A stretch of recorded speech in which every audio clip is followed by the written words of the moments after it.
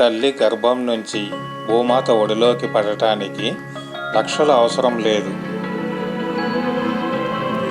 సకల రోగాల బారిన పడకుండా వ్యాక్సిన్లు, మందులు అక్కరలేదు.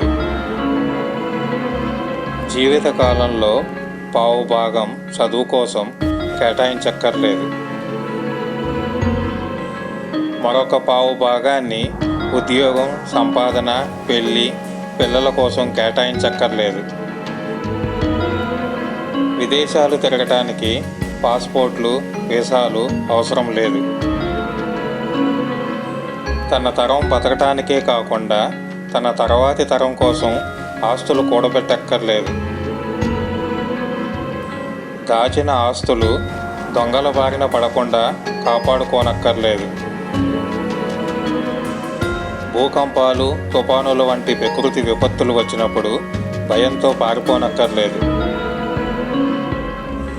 జీవిత చరమాంకంలో రోగాలతో బాధపడుతూ పిల్లలపై ఆధారపడక్కర్లేదు. నేల మీద పడిపోతామనే భయం లేదు. నింగిలో స్వేచ్ఛగా విహరించవచ్చు. ఈ సృష్టిలో మనిషి తప్ప అన్ని జీవరాశులు సహజ సిద్ధంగా జీవిస్తున్నాయి. అందుకే మళ్ళీ జన్మ ఉంటే